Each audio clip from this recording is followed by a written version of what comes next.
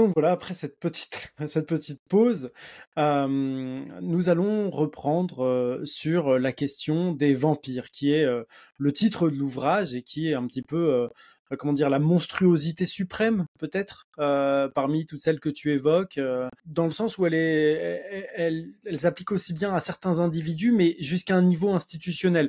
Bon, je vais mettre un peu des pincettes parce que je me rends compte que c'est le cas pour aussi les loups-garous qu'on a évoqués.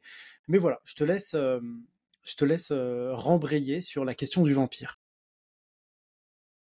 Bien, donc en effet, c'est la figure centrale un peu de mon livre, hein, qui, en quelque sorte, je pars du postulat, j'essaye d'expliquer dans ma vision, le vampire est un peu la spéciès humaine prédominante dans la dynamique civilisatoire de notre ère, hein, et qu'il y a beaucoup de dynamiques qui sont développées qui correspondent au fonctionnement de base du vampire.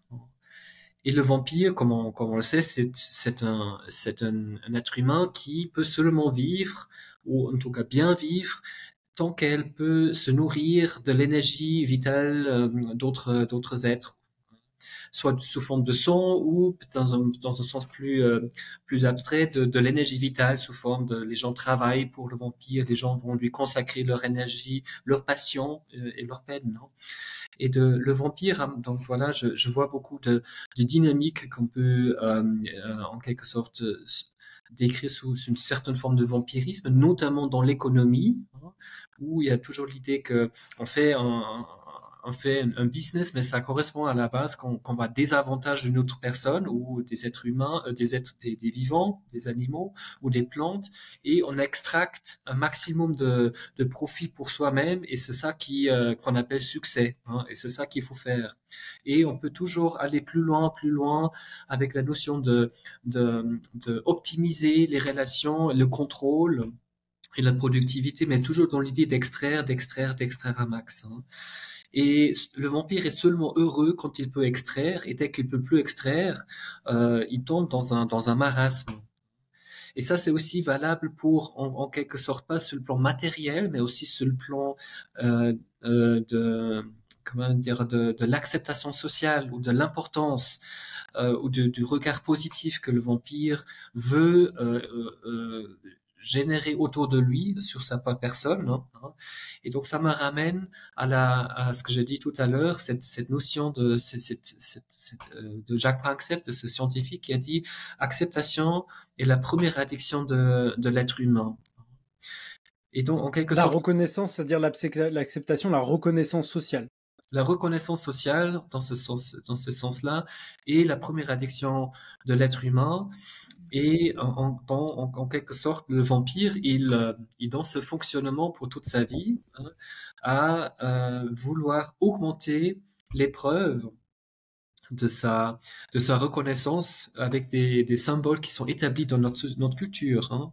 Et donc une vaste industrie, notamment de la publicité, qui nous explique matin au soir qu'est-ce qu'il faut faire, qu'est-ce qu'il faut être, de comment se vêtir, de quelle voiture avoir, quelle consommation à faire pour se prouver à soi-même et aux autres qu'on est une bonne personne, hein. Et le vampire, il passe toute sa vie à chercher ça. Et malheureusement, puisque comme disait Panksepp déjà, à la base, c'est une addiction. Il n'y a jamais de fin. Il faut toujours aller plus haut, plus loin, plus de tout. Et ça explique pourquoi on a des gens qui ont qui sont des milliardaires, hein, qui ont des sommes colossales d'argent et des moyens à disposition, et il me semble qu'ils sont jamais satisfaits. Il faut toujours aller plus, hein. Donc c'est le côté Mm. obsessionnel, addictif de cette dynamique-là. Il y a par exemple, je sais pas, spontanément me vient ces idées portées par des milliardaires d'atteindre l'immortalité, qui me semble entrer en résonance assez parfaite avec ce que tu évoques ici, ces idées de pouvoir s'extraire de la terre et pour certains d'essayer d'atteindre une forme d'immortalité qui est un sujet pour certains Mm. de ces milliardaires. Bien sûr, ça c'est une autre composante fondamentale du vampirisme, c'est l'idée de l'immortalité, hein. Tant qu'on arrive à extraire et à contrôler et maximer la notion de l'illusion de la sécurité, on peut se dire que ce système que j'ai créé, hein, là-dessus, il peut se en quelque sorte maintenir à vie ad aeternam, donc de manière non finie, hein. Donc ça se retrouve notamment dans cette idée au niveau collectif, si on veut, qu'en ce moment on est en train de vouloir colonialiser la planète Mars, hein, parce qu'on a un problème avec la planète Terre. Donc quelle est la solution? On développe une technologie super sophistiquée qui nous permet d'aller sur une autre planète et de faire la même chose là-bas, hein. Mhm. Ou alors, à titre individuel, comme tu as déjà mentionné, il y a des entreprises qui proposent la cryo-conversation. Je crois que c'est Que la cryogénisation oui, en français. on va, on va, on va congeler une personne ou sa tête ou juste son cerveau à des températures moins 80 degrés, dans l'idée qu'un jour, la technologie va être capable de les réanimer et qu'ils peuvent par la suite reprendre leur vie et leur consommation et leur grandesse dans 500 ans. Mhm. Et pour moi, c'est aussi très étroitement lié comment dire, à la vision cartésienne du monde, à savoir notre intellect, il est capable de comprendre les mécanismes de la nature, hein. Et on peut comprendre en quelque sorte, ça c'est l'idée du cartésianisme, que en quelque sorte les animaux ce sont des machines et que tout le monde est une machine et on peut par la suite régler un peu les éléments de cette machine et par la suite si on a un problème on peut les régler d'une certaine manière ou les remplacer aussi quand il y a un problème et de cette manière le système va rester stable et va évoluer dans l'immortalité en quelque sorte. Mhm. Qu'est-ce que tu induis dans cette idée? Est-ce que ce serait quelque part, est-ce que la jeunesse de ces monstruosités, à la suite de cette phrase, euh, tu me sembles induire, corrige-moi si je me trompe, c'est quelque part aussi la perte du rapport au sacré, à la dimension spirituelle de l'être, qui favorise justement une vision matérialiste dans laquelle en fait on réévalue notre rapport au vivant, qu'on va transformer en un rapport davantage à la ressource. Oui, en effet. Ouais. Pour moi, le trauma de base du vampire est la perte du lien, hein. Mhm. La déconnexion avec lui-même et avec le monde, hein. Pour moi, le vampire est une personne traumatisée, hein. C'est une personne addicte qui est traumatisée à cause souvent une négligence émotionnelle très importante. Mhm. Elle a pas, en quelque sorte, suffisamment été en quelque rassurée dans le lien avec lui-même, avec le monde, pour développer l'amour propre, en quelque sorte, hein. Donc, D'accord. il est resté un peu bloqué dans un état d'insuffisance, hein. Et c'est ça qu'on voit cliniquement chez les personnes qui ont un narcissisme très développé. Quand on gratte un peu, hein, on voit une croyance sur le moi très, très, en quelque sorte, réduite, très incomplète, hein, un complexe d'infériorité chez ces personnes-là, parce qu'ils ont une sorte de manque de confiance à soi-même. Et ce manque de confiance, qui est le épée traumatique, la partie émotionnelle traumatique de la dissociation structurelle, qui est le sujet de mon livre, est contrebalancé, hein, compensé par cette idée, cette illusion de grandeur que les gens s'efforcent à maintenir et à agrandir pendant toute leur vie pour ne pas aller en contact avec le côté vulnérable de leur personnalité. Donc le vampire est en train de fuir sa vulnérabilité en accumulant des preuves de sa grandiosité, mais en faisant cela, il est en train en quelque sorte, de se pourrir lui-même la vie, hein, parce qu'il Mhm. est heureux, parce que comme tu dis, la vraie richesse de l'existence, je pense, c'est être en lien avec soi-même et avec le monde et de reconnaître que quoi qu'on fasse, quoi qu'on est, on fait toujours partie du tout, hein.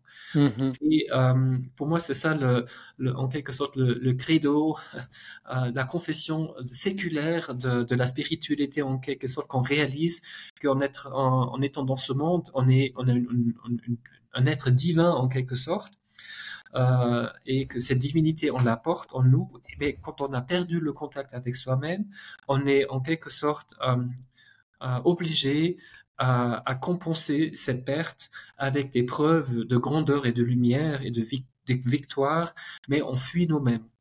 Et c'est ça le Mhm. grand du vampire, la grande malédiction dans laquelle vit le bon vampire. Comment est-ce qu'elle comment est-ce qu'elle est acceptée, cette idée, dans les institutions desquelles tu proviens? Parce que je rappelle à nos spectateurs que tu es un psychiatre. Je crois que tu es passé par Harvard, me semble-t-il. Tu viens du milieu institutionnel.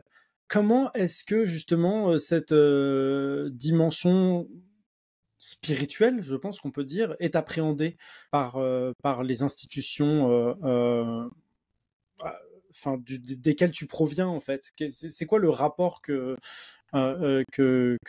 ces institutions qui ont tendance justement, me semble-t-il, puisque je connais un petit peu le milieu psychiatrique et médical puisque beaucoup de ma famille en provient, euh, c'est une dimension avec laquelle on a du mal à composer et qui, me semble-t-il, n'est pas vraiment à l'œuvre euh, lorsqu'on cherche à soigner une personne. Hmm. Donc, c'est vrai la question que tu poses, quelle est la réception de ce que j'essaie de mettre en avant par mes collègues hein, et par le monde universitaire académique. Hein. La question est bien sûr importante. Moi, je tiens à dire, hein, à me décrire que je suis vraiment dans mon âme, je suis un scientifique. Je Mhm. suis vraiment passé par plusieurs universités, j'ai fait de la recherche, j'étais à Harvard en effet. J'ai les connaissances et en quelque sorte les choses sur lesquelles je me base en décrivant ces trois archétypes, hein, les monstruosités, c'est vraiment pour moi, ça se repose sur des preuves scientifiques, hein, sur des études qui montrent. Et moi, ma contribution, pour moi, c'est plutôt d'essayer de mettre les morceaux du puzzle ensemble et d'avoir une lecture cohérente, un peu transpersonnelle. Hein, Mhm. et de voir un peu le lien un peu dans le petit et dans le très grand, dans le tout petit et dans le grand. J'essaie ça c'est ma contribution et qui paraît originale et je n'hésite pas d'utiliser un langage métaphorique fort. Hein, je parle des choses, voilà, comme tu le sais. Euh, donc, assez métaphores assez forts et certaines collègues ont de la peine à me suivre. Hein, ça c'est chacun fait comme il veut. Donc j'ai pas mal en quelque sorte, de, de l'indifférence vis-à-vis de ce que j'essaie de dire, je dirais comme ça, parce que les gens ne veulent peut-être pas réaliser que c'est un problème qui concerne nous tous. Hein. Et je pense que c'est ça le problème dans la psychiatrie, en médecine, dans la société, de manière générale, qu'on parle de l'idée qu'il y a des gens qui sont sains et qui fonctionnent comme il faut et qui font tout juste et qui sont les bons modèles de notre civilisation. Il y a des gens qui sont sains et il y a des gens qui sont déficitaires, malades, cassés ou qui ont défaut de fabrication et que les gens sains, quand ils sont gentils, ils sont d'accord d'aider les gens qui ont avec un défaut de fabrication et ça on appelle la médecine ou la psychiatrie. Mais globalement, on ne questionne pas est-ce que peut-être les gens qui se perçoivent ou qui maintiennent qu'ils ont tout compris, qui sont des bons exemples, qui sont sains, eux peut-être aussi ont des tâches sombres ou c'est une partie émotionnelle cachée qu'ils veulent pas voir. Et ça, c'est un peu mon livre qui postule que dans les choses dans notre société qu'on appelle sain, normal, joli, lumineux, hein, que au final peut-être là se cache peut-être aussi un AMP, une partie apparemment normale, qui ne veut pas reconnaître la présence d'une partie traumatique cachée quelque part. Et c'est ça qu'amène mon livre. Et je sais, voilà, certains de mes collègues traitent ça avec l'indifférence, voire avec un certain mépris, en effet. Parce qu'il y a une difficulté quelque part à, euh, prendre la liberté d'essayer de lier des choses, quand bien même elles ne sortiraient pas des mêmes schémas de pensée. C'est-à-dire que, corrige-moi encore une fois si je me trompe ou si ça n'a pas été ton intention, mais il m'a semblé que dans ton livre, tu allais convoquer différents cadres de réflexion.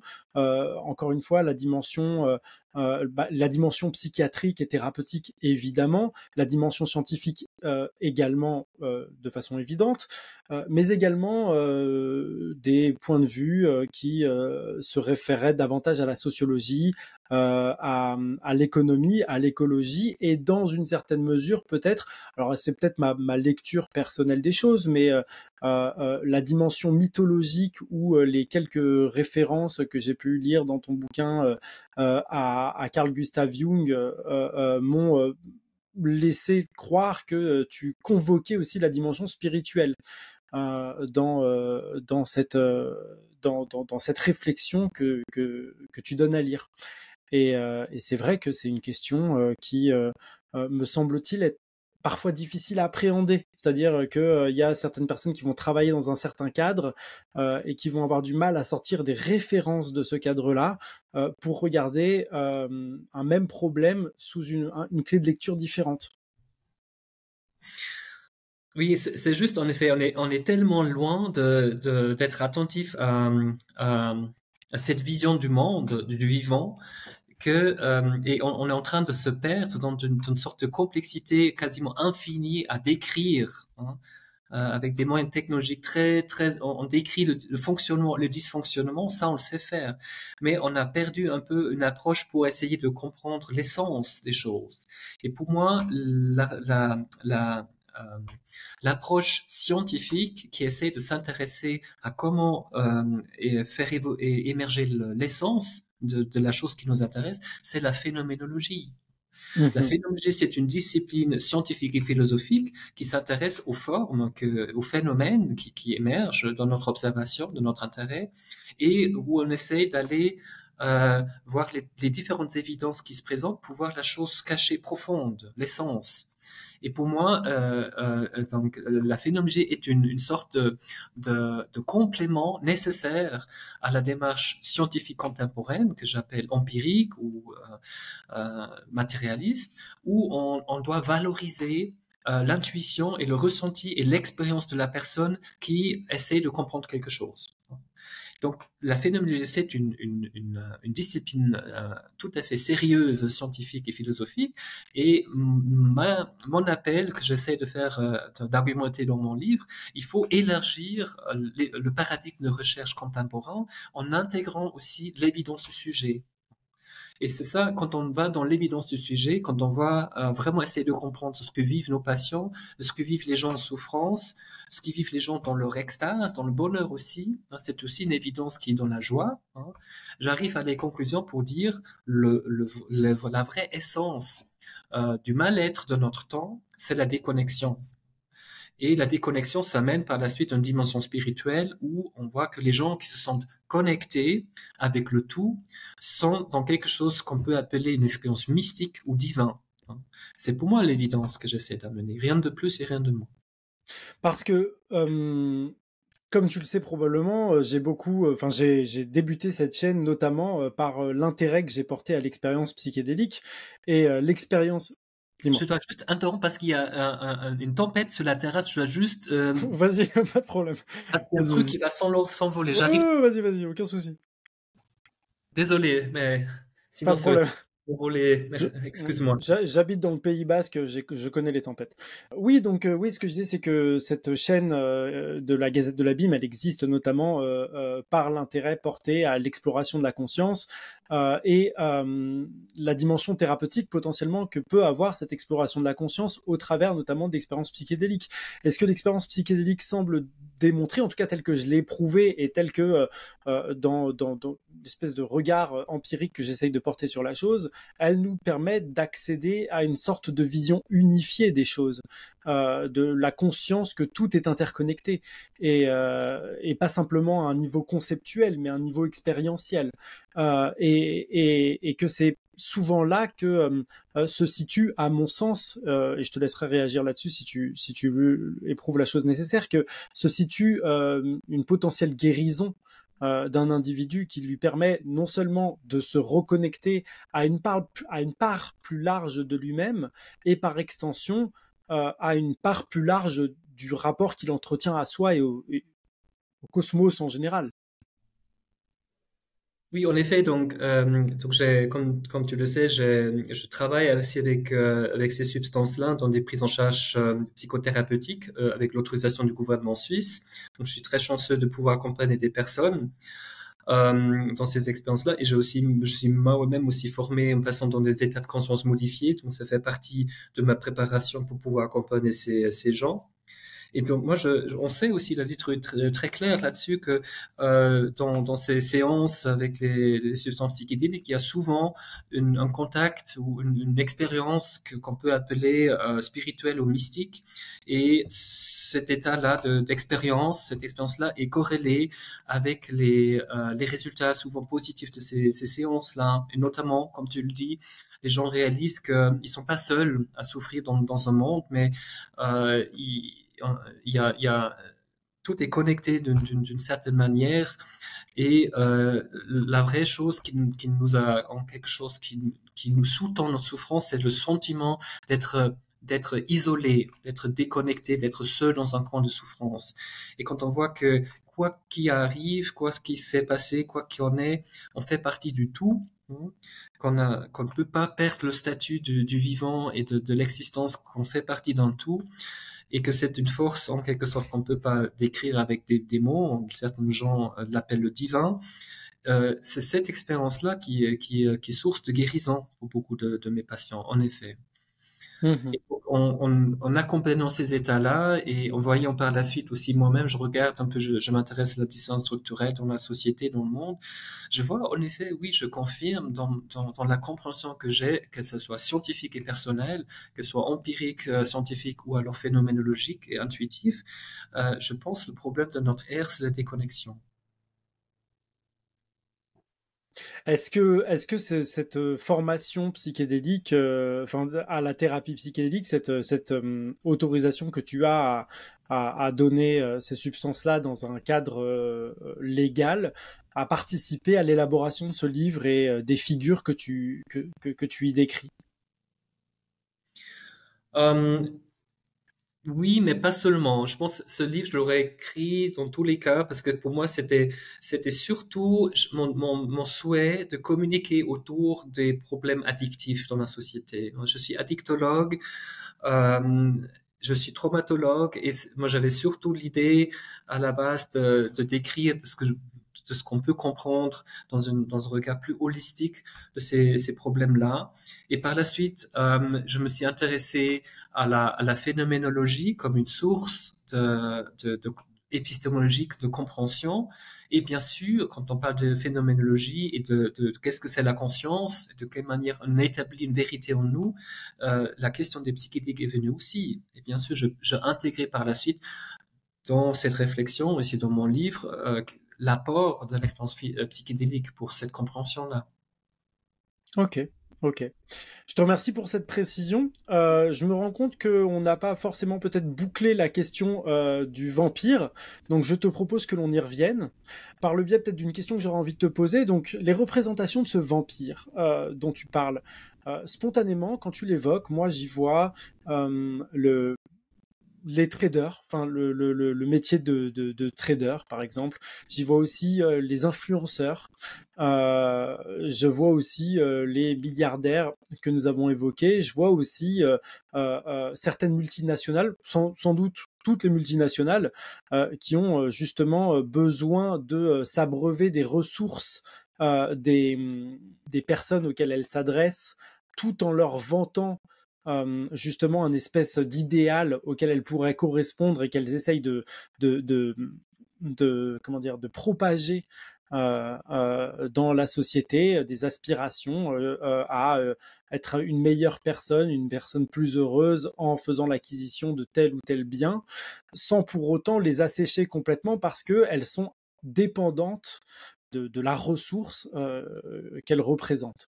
Qu'est-ce qu'il y a d'autre comme figure qui pourrait s'apparenter au vampire? Et si on n'a pas d'autres, qu'est-ce qu'on pourrait dire d'autre à propos de cette figure-là?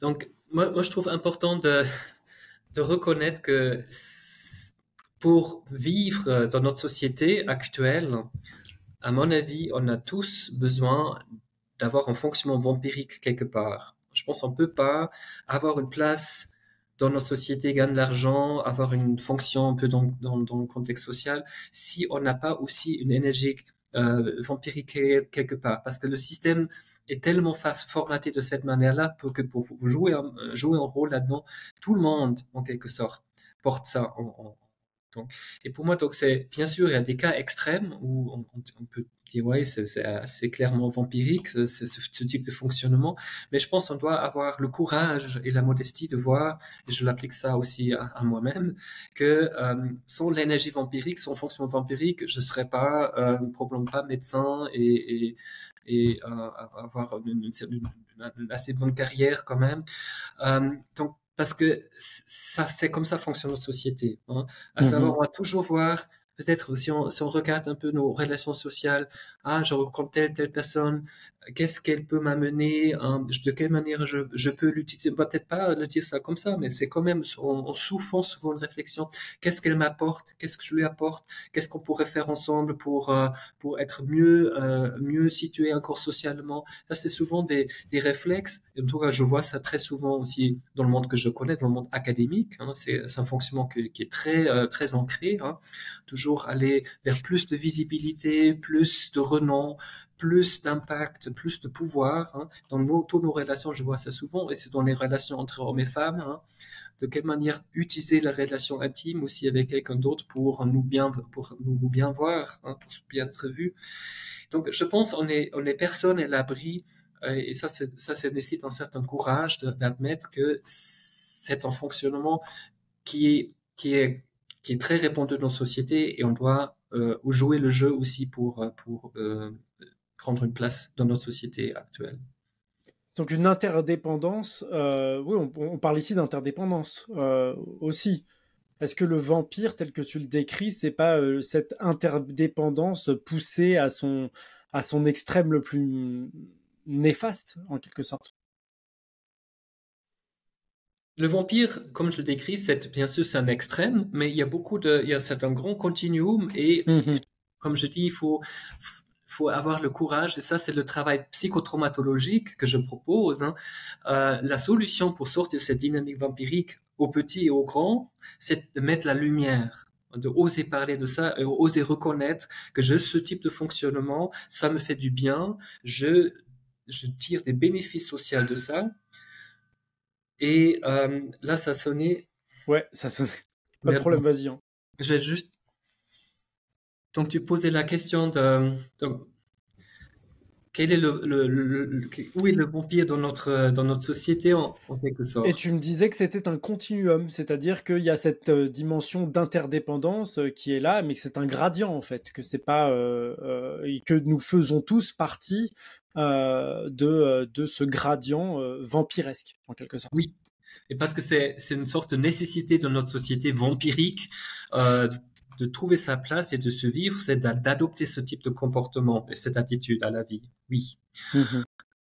Euh, et c'est pour ça, je pense, c'est aussi une des raisons pourquoi mon livre parfois a la difficulté d'être en quelque sorte accepté ou lu, parce que ça confronte un peu chacun de nous, ça c'est en tout cas mon souhait, de nous exposer à ce questionnement, dans quelle partie, à quel degré je fais partie aussi du problème. J'ai aussi des côtés vampiriques, je fonctionne aussi comme ça. Hein, et de pas en quelque sorte maintenant non, c'est pas du tout vrai, je suis pur et authentique, et j'ai que des motivations les plus nobles, hein, mais aussi de dire ah non, il y a beaucoup de choses que je fais de mon quotidien pour ne pas me sentir en contact avec la partie émotionnelle vulnérable. Hein.